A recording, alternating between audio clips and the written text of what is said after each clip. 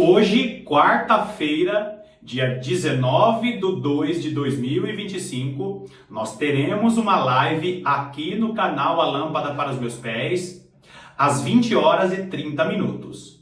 Nós estaremos falando a respeito da geopolítica bíblica.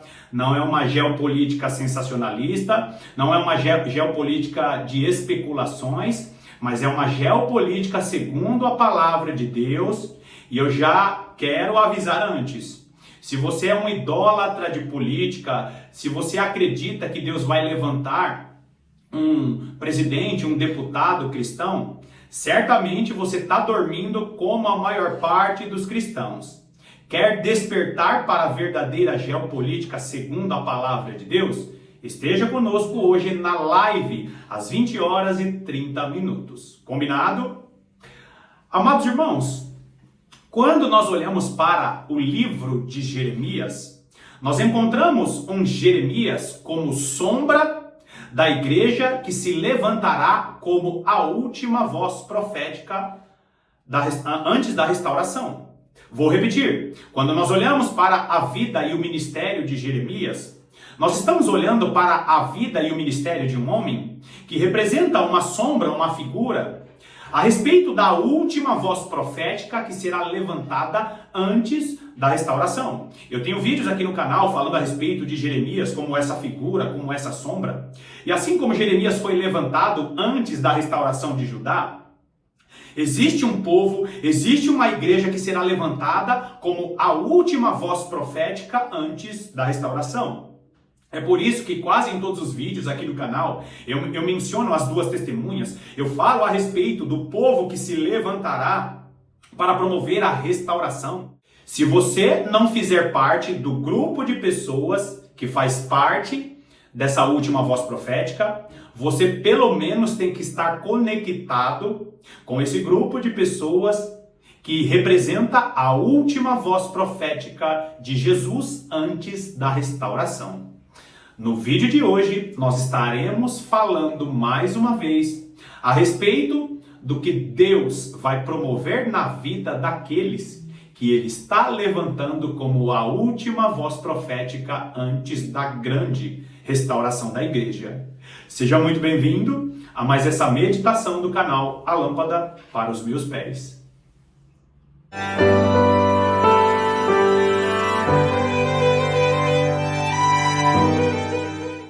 Quando nós olhamos para o livro do profeta Jeremias e nós contemplamos o chamado e o ministério desse profeta importante, nós conseguimos tirar grande admiração, porque nós vemos que esse homem, ele foi um homem resistente, ele foi um homem insistente e foi chamado por Deus em um período muito difícil.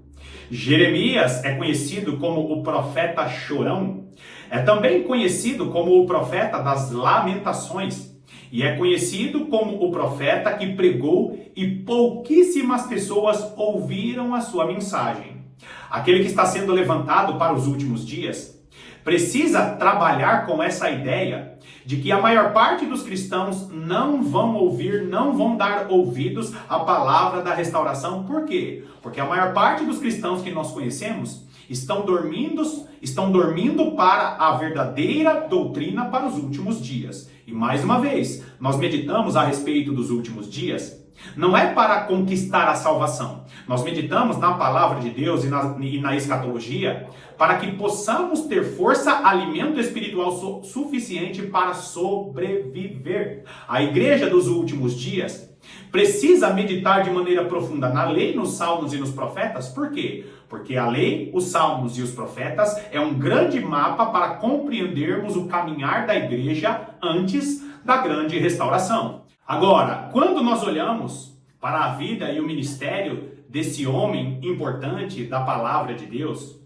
nós até admiramos. O livro do profeta Jeremias, com 52 capítulos, 1364 versículos, o terceiro maior livro da palavra de Deus, perdendo apenas para o livro de Salmos e perdendo também para o livro do profeta messiânico Isaías.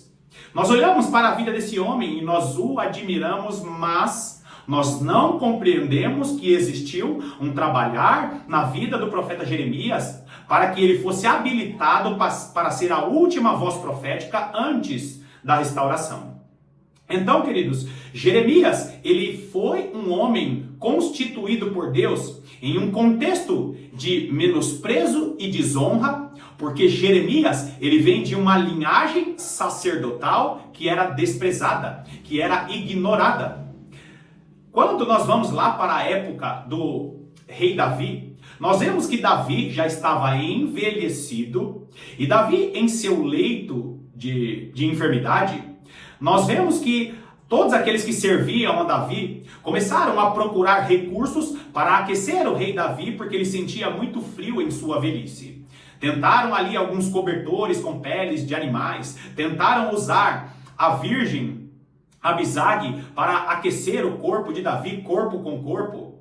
Davi estava em seu leito de enfermidade, sendo aquecido e cuidado pelos seus liderados, pelos seus governados. Enquanto isso, o filho dele, Adonias, que tinha nascido de uma mulher chamada Agite, decide tomar o trono por usurpação. Na verdade, segundo a ordem dos filhos de Davi, o trono por direito seria de Adonias, porém Deus já tinha dado a palavra para Davi dizendo que quem reinaria seria Salomão. Só que Adonias levanta uma espécie de rebelião, e aí ele chama algumas pessoas que tinham feito parte do reinado de Davi. Então ele levanta um homem chamado Simei, ele levanta o ex-comandante militar Joabe e ele levanta um homem chamado Abiatar. O sumo sacerdote Abiatar, que tinha caminhado com Davi, que tinha andado com Davi em conflitos, em guerras. Abiatar tinha sido o sumo sacerdote que orientava espiritualmente, que fazia toda aquela parte de mediação, de oração, de sacrifícios. Abiatar, o sumo sacerdote, se une a Simei, se une a Joabe, na rebelião de Adonias, o filho de Davi. Adonias é proclamado rei por essa cúpula de rebelião, e ali eles começam a fazer uma festa. Só que Batseba, uma das esposas de Davi, ouve aquela festa, ouve todo aquele plano nessa rebelião de Adonias. Ela procura o profeta Natã e eles começam a conversar e eles chegam para falar com Davi. Olha, Adonias, ele se proclama rei. E ali, queridos, Davi velho, Davi com frio, todo debilitado em seu leito de enfermidade, ele decide tomar uma decisão e ele ordena para que os súditos dele, que eles proclamassem Salomão como rei de Israel. Então Salomão, ele é levantado como rei de Israel oficialmente, e aqueles que estavam com Adonias acabam sendo destituídos dessa rebelião. Quando Salomão ele é proclamado rei, acontece um grande terremoto. Por quê? Porque todas as vezes que Deus estiver provendo uma restauração, a parte física, o planeta Terra, responderá. Salomão é proclamado rei, e assim que ele é proclamado rei, Davi dá a ordem a Salomão. Salomão, não permita que esses traidores cheguem à sepultura com seus cabelos brancos. Dê cabo da vida de todos esses traidores. Salomão, como rei agora, ele manda tirar a vida de Joabe, ele manda tirar a vida de Simei, só que quando chega no momento de tirar a vida do sumo sacerdote Abiatar, ele decide não tirar a vida de Abiatar. Sabe o que ele faz, queridos? Ele coloca a espada no pescoço de Abiatar e ele acaba obrigando Abiatar a se retirar para a terra de Anatote. Abiatar é destituído como sumo sacerdote da nação e ele é exilado para Anatote. Abiatar troca a sua bata de sumo sacerdote para usar uma roupa de agricultor.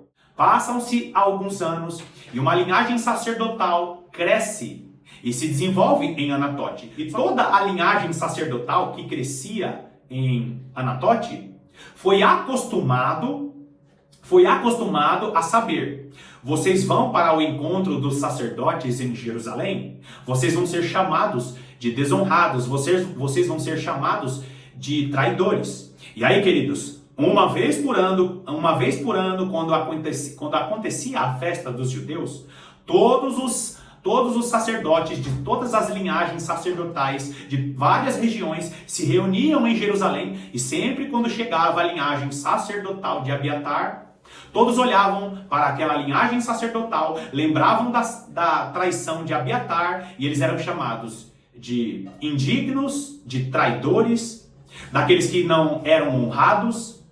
Todos os anos, ao longo da história, todas as vezes, todos os anos que chegava a festa dos judeus, que todos os sacerdotes iam se apresentar de todas as regiões, quando chegava o momento da linhagem sacerdotal de Anatote, eles se apresentavam e eles eram sempre chamados de traidores, de desprezados, eles eram chamados daqueles que eram desonrados.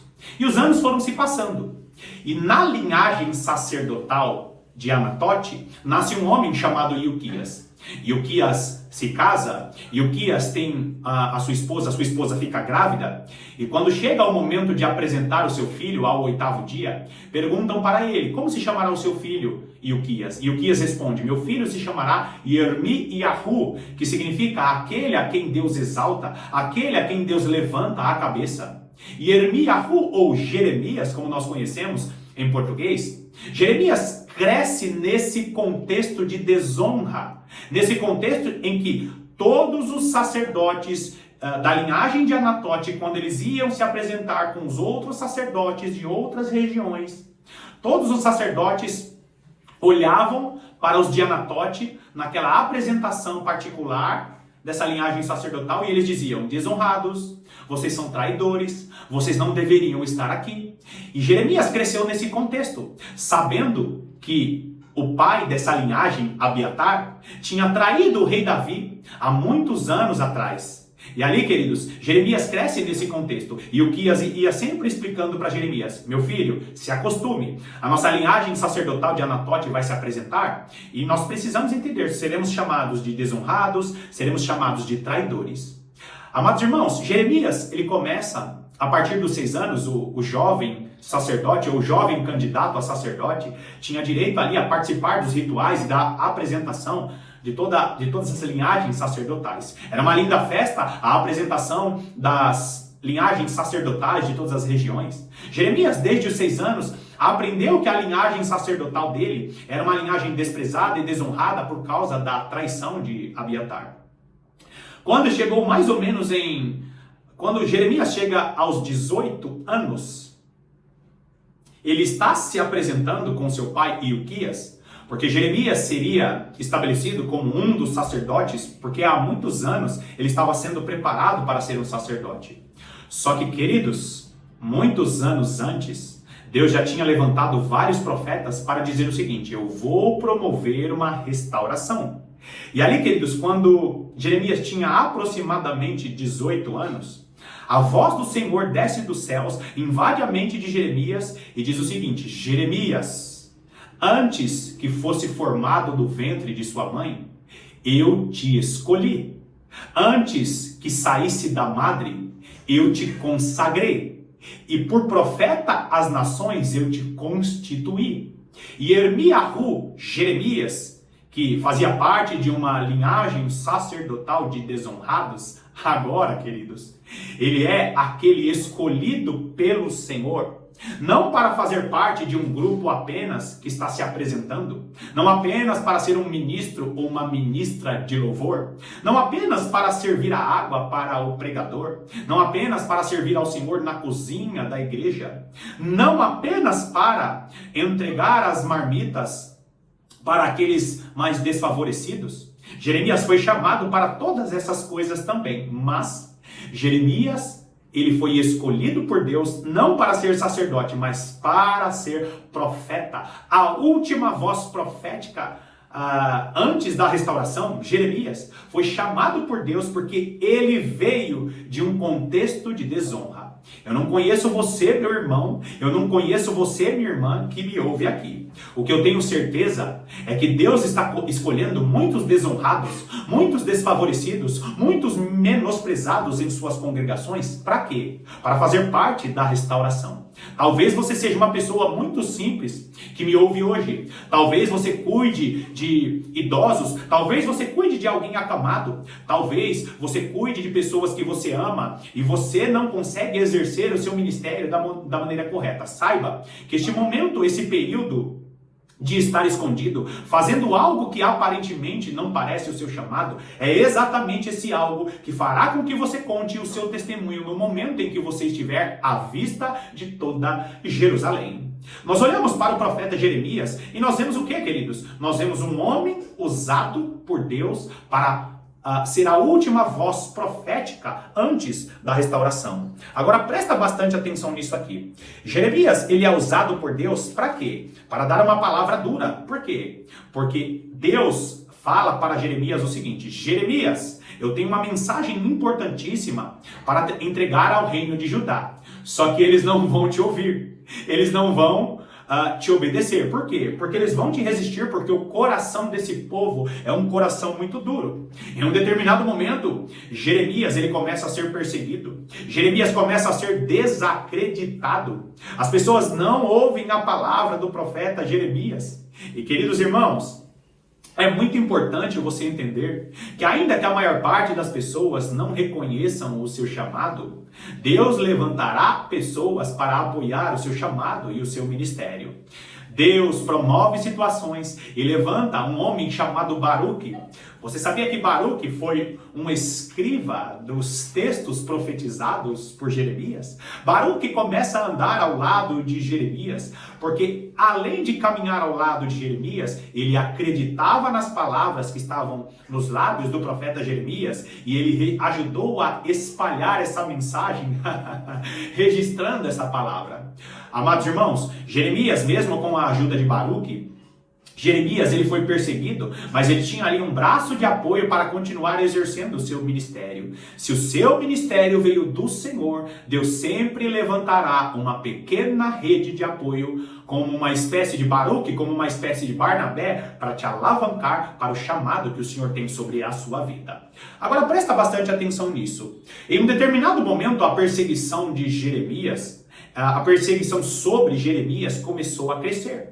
Porque às vezes nós não entendemos por que a perseguição no trabalho, por que a perseguição na família e por que a perseguição no ministério está acontecendo. Porque esse é um testemunho que está sendo construído, porque quanto mais nas perseguições a nossa fraqueza aparece, mais a glória de Deus se manifesta. Porque a breve e momentânea tribulação que nós estamos passando vai produzir um peso de glória muito excelente. O que o apóstolo Paulo estava querendo dizer com isso? Que as aflições servem para produzir azeite, produzir poder. Então o que você está passando vai produzir graça. Agora, enquanto você é perseguido, você precisa continuar buscando a presença de Deus. Nós vemos vários relatos na própria palavra de Deus, no próprio livro do profeta Jeremias. Jeremias tinha discussões acaloradas com Deus. Jeremias se prostrava e chorava aos pés do Senhor. Por quê? Porque você pode até chorar, você pode até buscar, você pode fazer até os seus requerimentos diante de Deus, as suas respeitosas reclamações, mas você não tem o direito de desistir, porque Deus não tem prazer naqueles que desistem de seu chamado. Fracos sim, atribulados, abalados sim, com vontade de desistir quase sempre, mas Deus é aquele que te chama e ainda que você esteja fraco, Deus não quer que você desista do seu chamado. Outro detalhe, em um determinado momento Jeremias diz o seguinte: Senhor, o Senhor me enganou, o Senhor me iludiu, iludido fiquei. Eu estou iludido, por quê? Porque o Senhor me chama, só que ninguém está ouvindo as palavras que o Senhor colocou em meus lábios. O Senhor mesmo disse que colocaria em meus lábios as tuas palavras. Estou sendo tão perseguido que eu estou me sentindo iludido pelo Senhor. E aí, queridos, nesse momento em que Jeremias estava com vontade de desistir, Ele diz para o Senhor: Senhor, o Senhor me iludiu, então não vou nem mencionar o seu nome, não vou nem mencionar a sua palavra. Só que logo em seguida, Jeremias diz o seguinte: eu não mencionaria a sua palavra, mas eu não consigo, porque o fogo do teu Santo Espírito, o fogo da tua palavra arde em meu coração. Então Jeremias continua exercendo o seu ministério, mesmo sendo perseguido, mesmo sendo contrariado. Aliás, queridos, existem pessoas que vão até elogiar a força dos seus braços. Nossa, como você lava bem uma louça. Como você é voluntarioso para cuidar das crianças. Nossa, você chega mais cedo. Muitas pessoas vão elogiar a força dos seus braços, mas vão ignorar e desprezar a revelação de Deus sobre a sua vida. Jeremias foi impulsionado pelo Espírito Santo ao ponto do Senhor colocar uma chama tão grande, tão forte no coração de Jeremias, que o próprio Jeremias vai dizer o seguinte, que a palavra do Senhor é como fogo. Agora presta atenção aqui, igreja dos últimos dias. Quando você vê as duas testemunhas, na descrição das duas testemunhas, quando você vê lá, o fogo saindo da boca das duas testemunhas é justamente o que Jeremias estava dizendo. Um povo sendo chamado por Deus para profetizar ao ponto de sair poder das palavras que sairão. Poder das palavras que sairão do povo que está sendo preparado para os últimos dias. A palavra do Senhor é como fogo. E Deus está levantando uma geração para ser a última voz profética dos últimos dias. Nós vamos continuar essa mensagem aqui no próximo vídeo e eu quero reforçar o meu convite. Se você puder estar conosco hoje, ao vivo, na live, às 20 horas e 30 minutos, nem que você chegue atrasado, nem que você, minha irmã, chegue atrasada, esteja conosco, depois retorne para o começo da live, mas não perca. Estaremos falando sobre um tema atualíssimo e é um dos principais temas que tem feito a igreja dormir para as coisas que vão acontecer ao redor do mundo. Que Deus te abençoe poderosamente e eu estarei aqui te aguardando na live e estarei aqui te aguardando para as próximas meditações. Até lá!